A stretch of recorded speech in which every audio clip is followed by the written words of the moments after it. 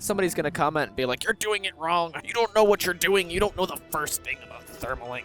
You don't even understand the purity of paragliding. Every time you start the engine back up, an angel dies.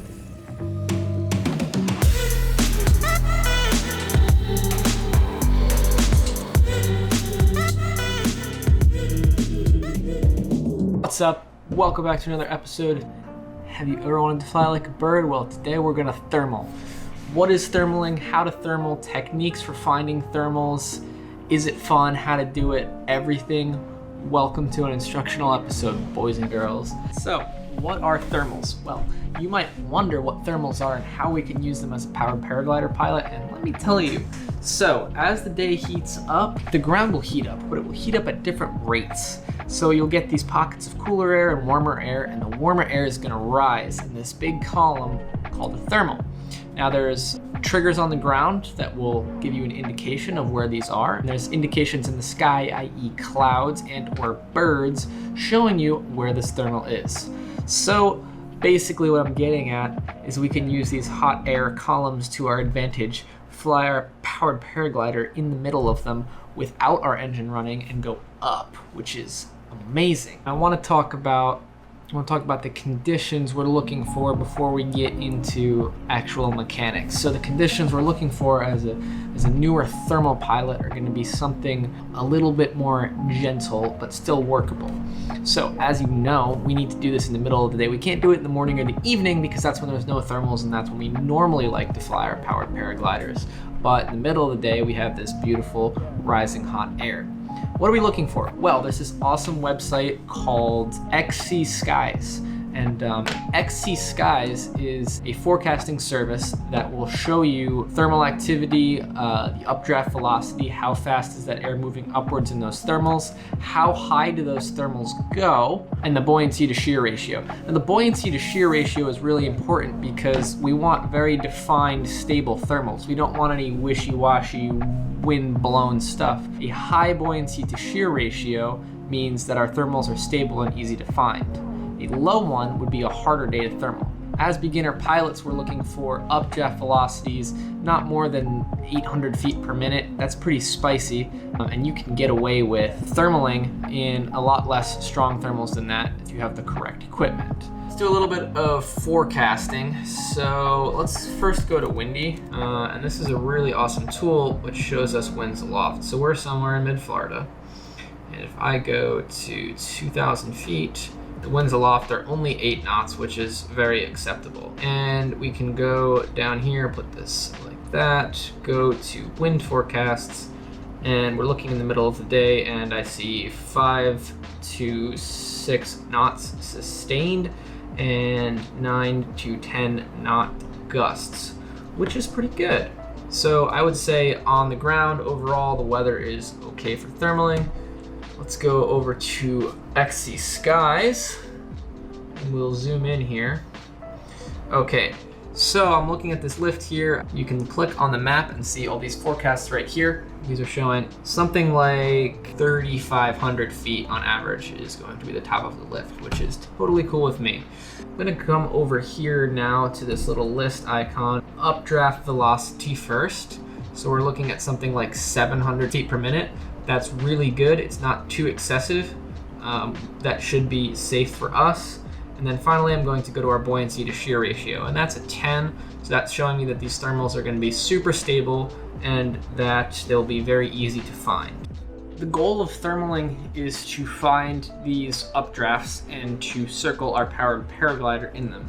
And how do we do that once we're in the air? Well, first things first, we're going to fly up to about 1,000 feet, just climbing with the power of our motor to get started. Then we'll kind of cruise around, and the technique for finding the core of the thermal is really simple. If you're going up, go straight. If you're going down, turn. If you looked at a thermal from the top down, there's a core at its center, which is the strongest point, followed by ever decreasing amounts of lift. And if we were coming in with our powered paraglider from here, we might hit this thermal from the outside for a second and then drop off the end.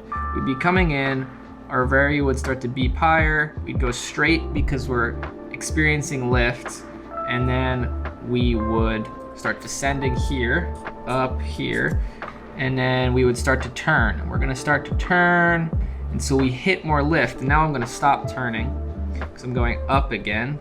And then I feel the sink and I'm gonna start to turn. Now I found my core. As soon as I pass through that core, I feel a little bit of a drop, so I circle back, I hit that core again, and eventually we just end up doing circles right in the core of the thermal. That's how we seek the core of a thermal, and this is a really important concept. Now we gotta talk about gear. And for thermaling, the gear is not super important, but it's going to be different than what you're normally flying in great conditions in the morning or the evening. The goal of thermaling is to be on a wing that's safe and has a very low sink rate. So let's talk about sink rates for a second. If I was on my Freeride 15, it has a great glide ratio. It's a very efficient wing. But the reason it's efficient is because it's very fast in a straight line. You're covering a lot of distance, but you're also trading altitude as you do that. If I went up on a Mojo, let's say, my sink rate, my actual vertical speed down is lower than my Freeride, although my forward speed is such that the glide ratio is less overall.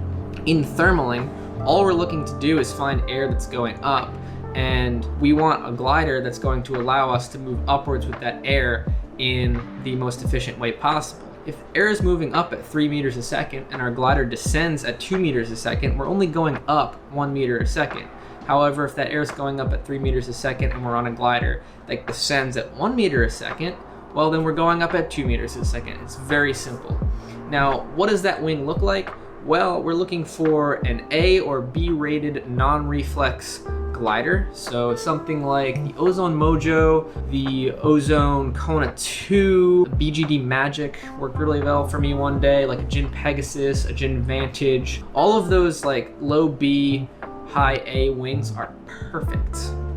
Now the reason we're looking for something non-reflex is twofold. Inherently, they're slightly safer in the event of a collapse, which is more possible due to the fact that we are flying in unstable air intentionally. But two, non-reflex wings tend to, by design, have a lower sink rate, which is exactly what we're looking for. On the motor side of things, anything really works as long as you're comfortable with it and it has a reserve. Having a reserve is really important because we're accepting a higher risk by going out and flying in the middle of the day in stronger conditions. And if something was to go bad, having a backup plan is a great idea. One final piece of gear you're probably gonna want is called a variometer. Now a variometer is that thing you hear on paragliders in free flight that's going beep, beep, beep, beep, beep. Those higher pitched beeps are signifying that you're going up, and it's like, boo. It means you're going down. Now you can go buy a specific variometer like a flight computer, but honestly, most people's phones have a very good barometer inside of them. And you can download an app called Variometer or something to that nature, and it will do the exact same thing for you and actually is very, very accurate. Okay, now that we know what we're gonna do, we're gonna enlist the help of Reese and go do some thermaling. Where is Reese? Reese, Reese, Reese, Reese, Reese. Everyone is asking, what's with the dicks?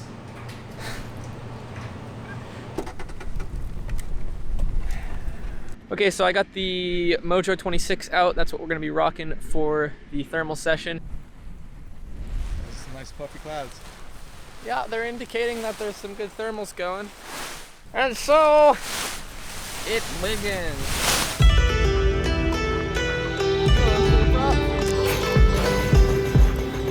There she is.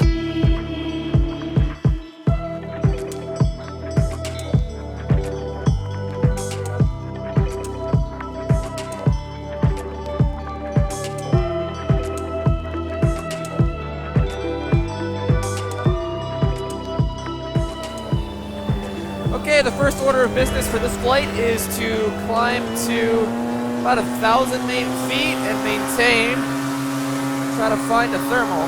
Now, right off the bat, what I'm noticing is that the winds aloft are kind of strong. I'm hoping that's not going to be too much of a factor. Alrighty, we out here. We climb up to a little more of a reasonable altitude, and we will try to find some thermals. So one thing I'm trying to do is find a thermal, and a really good thermal indicator is a cloud. So there's a cloud up there, and I'm kind of moseying towards it while still climbing. See if we can't catch some sick gnarlies, dude. If I look down here, what I see is a lot of blacktop and pavement near a water feature.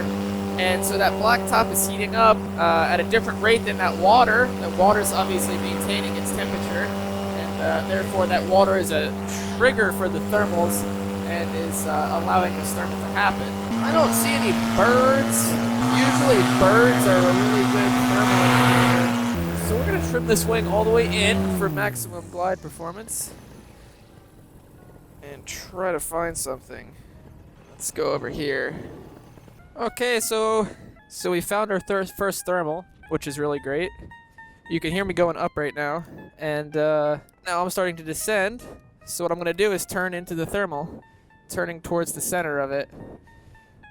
Going up super good right now. You hear that vario die down, so I'm going to start turning.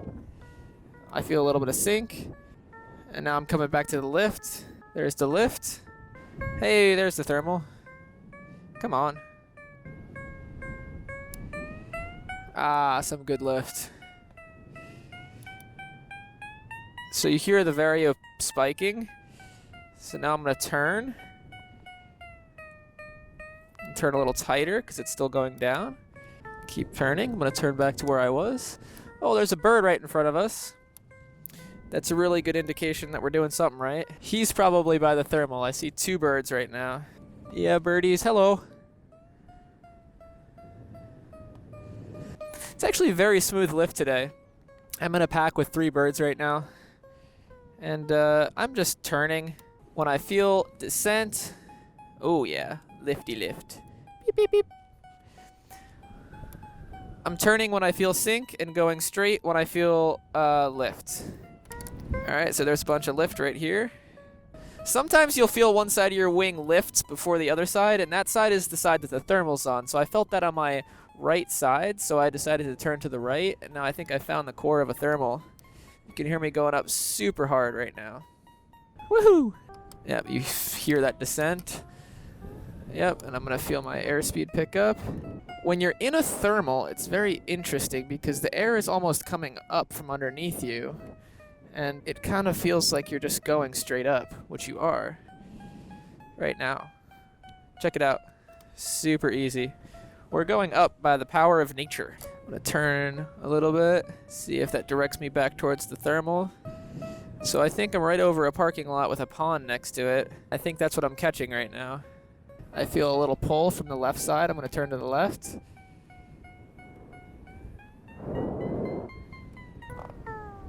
Oh yeah.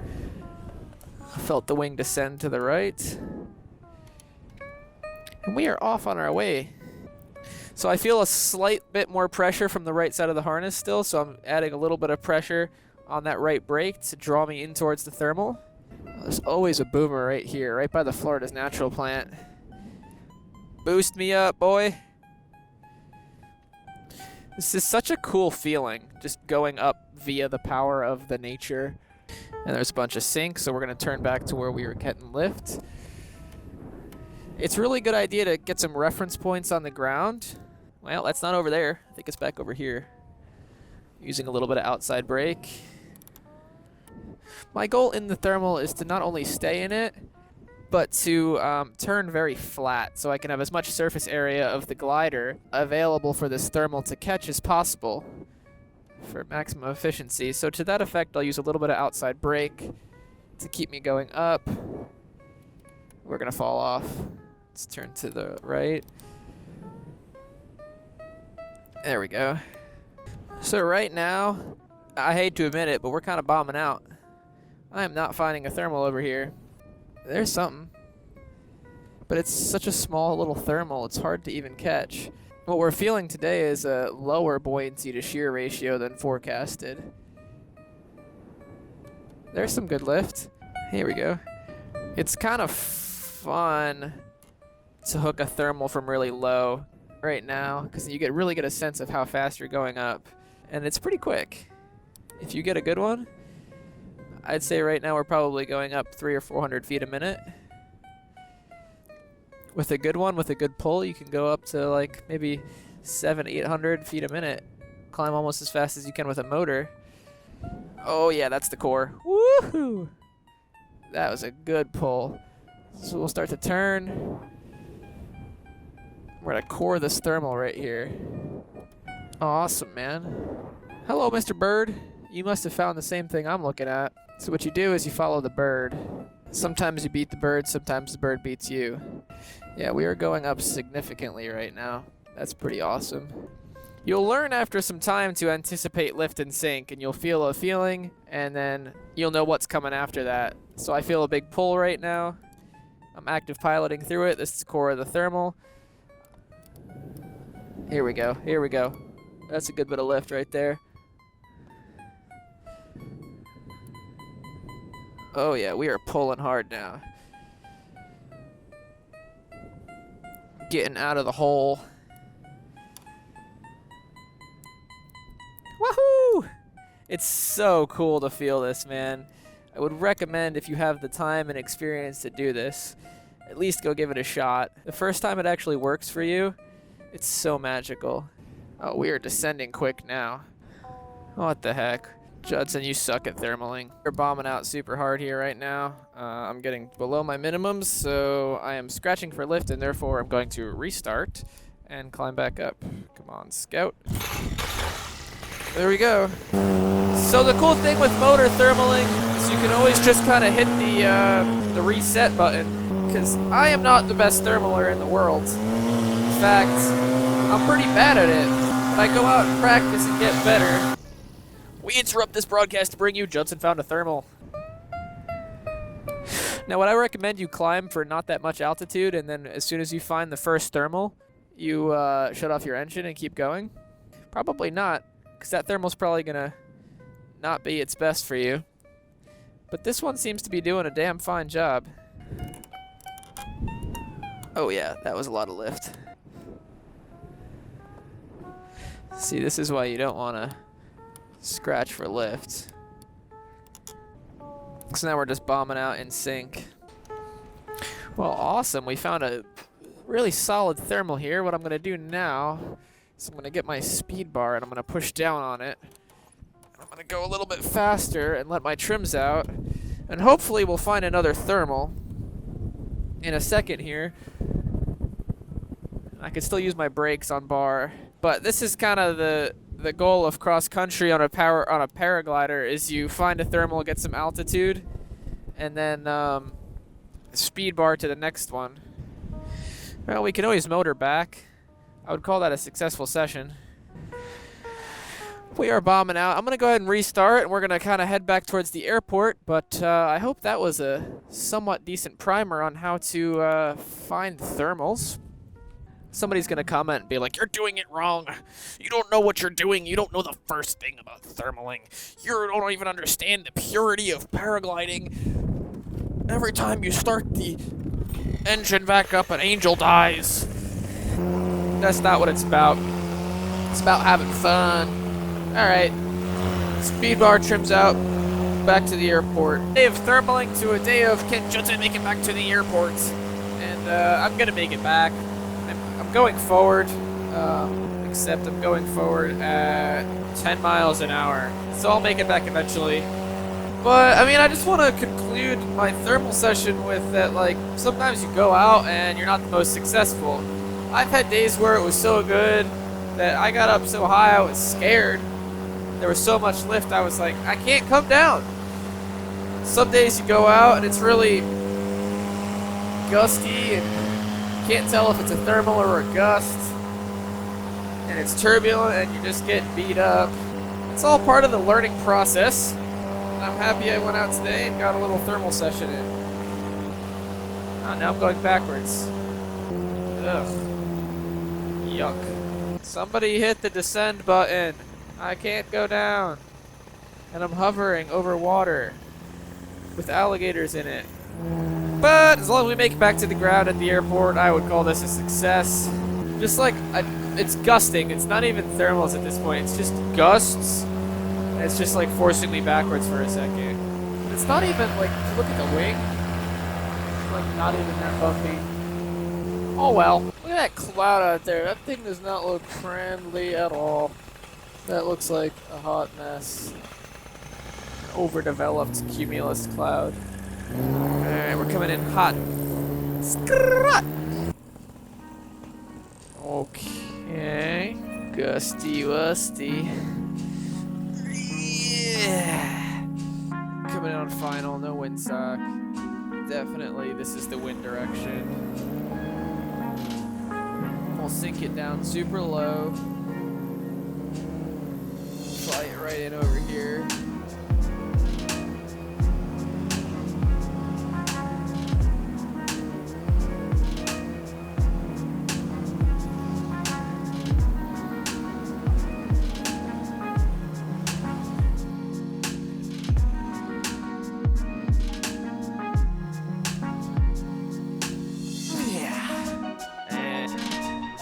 Tripod is wobbling. So I wanted to film a quick concluding thought segment on my thermaling session. And I have to say that was not my most successful thermal session ever, but sometimes it just ends up working out like that. Sometimes you just kind of get skunked. But overall, if you want to go out and thermal, I would totally recommend it. Make sure you're on safe gear, make sure you're armed with some knowledge and know what you're getting yourself into, and know the conditions before you go out. Inherently, thermaling is a little bit more dangerous than going and just flying in really smooth conditions, but it is really, really rewarding if it works well, and if the conditions are great, it's usually not even that bumpy. With that, remember to like, subscribe, and hit the bell icon right there. No, it's down there. Actually, follow me on Instagram at Judson Barrett. It is right here. And have a really nice day. I hope you have some good flying weather ahead of you. Make safe choices, fly good, don't suck. I will see you in the next one. Peace.